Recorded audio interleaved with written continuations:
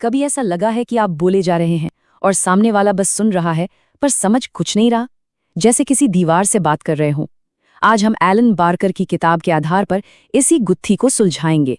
हम ये पता लगाएंगे कि असरदार कम्युनिकेशन सिर्फ जानकारी भेजना नहीं, बल्कि असल में एक साझा समझ बनाना है। चलिए शुरू करते हैं। शुरुआत एक ऐसी बात से करते हैं जो थोड़ी चौंकाने वाली है, पर है बिल्कुल सच। ओटोवियो ने कहा था, अगर कम्युनिकेशन फेल हो सकता है तो वो होकर ही रहेगा। और हम सबने ये महसूस किया है ना, वो फ्रस्ट्रेशन जब हमारी कही बात का बिल्कुल उल्टा मतलब निकाल लिया जाता है। ये इतनी आम बात है, पर सवाल यह है कि ऐसा होता ही क्यों है। तो चलिए सबसे पहले जड़ तक पहुंचते हैं। आखिर हमारी इतनी कोशिशों के बाद भी बातचीत में गड़बड़ हो क्यों जाती है? ये बात सिर्फ पर्सनल लाइफ की नहीं है। जरा इस आंकड़े पर गौर कीजिए। अमेरिकन मैनेजमेंट एसोसिएशन ने जब मैनेजरों से पूछा तो 84% लोगों ने कहा कि अच्छी लीडरशिप के लिए सबसे जरूरी स्किल कम्युनिकेशन है। 84%, मतलब काम की जगह पर हमारी सफलता सीधे सीधे इस बात से जुड़ी है कि हम अपनी बात कितनी अच्छी तरह रख पाते हैं। तो यहाँ एक बड़ा सवाल खड़ा होता है। अगर हम सब जानते हैं कि अच्छा कम्युनिकेशन इतना जरूरी है, तो फिर हम इसमें इतने कच्चे क्यों हैं? जवाब पता है कहाँ छिपा है? उस पुराने मॉडल में जिसे हम में से ज्यादातर लोग अनजाने में इस्तेमाल करते हैं। इसे कहते हैं ट्रांसमिशन मॉडल। सोचिए, यह आइडिया आया कहाँ से? 19वीं सदी के ट्रांसपोर्ट सिस्टम से।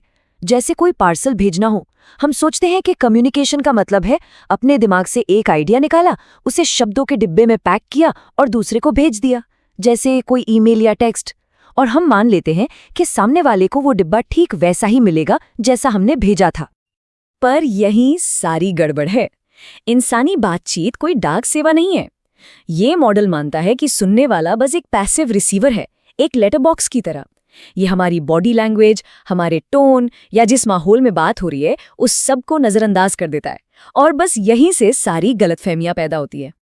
ठीक है, तो अगर ये पुराना तरीका काम नहीं करता तो फिर सही तरीका क्या है? चलिए अब कम्युनिकेशन को एक बिल्कुल नए और कहीं ज्यादा असरदार नजरिए से देखते हैं।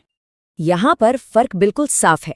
देखिए, पुराना तरीका यानी ट्रांसमिशन मॉडल सिर्फ जानकारी भेजने पर जोर देता था, लेकिन नया तरीका, जिसे हम कॉन्टेक्सचुअल मॉडल कह सकते हैं, उसका मकसद है साझा समझ बनाना। ये एक तरफा सड़क नहीं, बल्कि एक दो तरफा पुल बनाने जैसा है। यहाँ फोकस संदेश पर नहीं, बल्कि उसके मतलब पर होता है। और सबसे बड़ी बात, इसमें दोनों लोग एक्टिव होते हैं, कोई भी पैसिव नहीं होता। तो ये है वो नई परिभाषा जिसे हमें अपनाना है।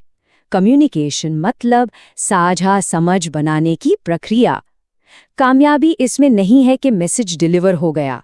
कामयाबी तब है जब दोनों लोग एक ही बात एक ही तरह से समझें।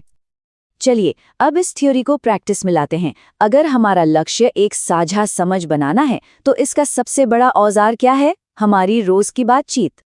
और ये लाइन देखिए, ये बहुत गहरी बात कहती है। हमारे काम की क्वालिटी सीधे सीधे हमारी बातचीत की क्वालिटी पर निर्भर करती है। जरा सोचिए, हर मीटिंग, हर ईमेल, हर फोन कॉल, ये सब क्या है? बातचीत ही तो है। जब टीम मीटिंग में लोग एक दूसरे की बात ही नहीं समझ पाते तो प्रोजेक्ट का क्या हश्र होगा, हम सब जानते हैं। लेकिन अक्सर होता क्या है? बातचीत बड़ी जल्दी बहस में बदल जाती है। हर कोई बस अपनी बात सही साबित करने में लग जाता है। तो इस चक्कर से बाहर कैसे निकलें?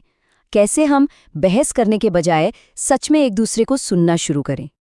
इसका एक बहुत दिलचस्प तरीका है। हमें लैडर ऑफ इन्फेरेंस यानी निष्कर्ष की सीढ़ी से नीचे उतरना सीखना होगा।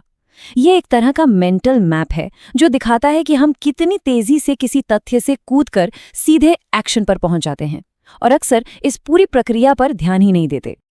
ये सीढ़ी काम कैसे करती है? देखिए, सबसे नीचे है असलियत। हम उसमें से कुछ चुनिंदा डेटा उठाते हैं। मान लीजिए मीटिंग में एक साथी चुप है, फिर हम उस डेटा को अपना मतलब देते हैं। शायद उसे कोई दिलचस्पी नहीं है। इस मतलब से हम एक धारणा बना लेते हैं, वो टीम प्लेयर नहीं है। फिर ये हमारा विश्वास बन जाता है कि मैं उस पर भरोसा नहीं कर सकता, और आखिर में इसी विश्वास के आधार पर हम एक्शन लेते हैं। बहस तब होती है जब दो लोग अपनी अपनी सीढ़ी के टॉप पर खड़े होकर चिल्ला रहे होते हैं। तो अब जब हम समस्या को समझ चुके हैं तो इसका समाधान क्या है? पूरी किताब की सलाह को हम 3 आसान एक्शन लेने लायक स्तंभों में बांट सकते हैं। ये 3 स्तंभ हैं। पहला, स्पष्टता और संरचना। दूसरा पूछताछ और सुनना, और तीसरा तालमेल और जुड़ाव। चलिए एक एक करके इन्हें फटाफट समझते हैं। पहला स्तंभ है क्लैरिटी और स्ट्रक्चर, मतलब अपनी बातचीत को एक हेडलाइन दीजिए। कोई भी बात शुरू करने से पहले ये साफ होना चाहिए कि इसका मकसद क्या है। और बहुत ज़रूरी बात, प्रॉब्लम थिंकिंग को सॉल्यूशन थिंकिंग से अलग रखिए। अक्सर हम सीधे समाधान पर कूद पड़ते हैं, बिना समस्या को ठीक से समझे। पहले समस्या को कुरेदिए, उसे समझिए, फिर समाधान की बात कीजिए।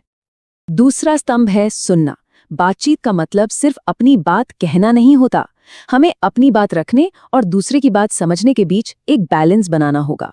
सिर्फ अपनी बारी का इंतजार मत कीजिए, अच्छे सवाल पूछिए, ऐसे सवाल जो दूसरे इंसान की सोच को बाहर निकालें, उसे खुलकर बोलने का मौका दें।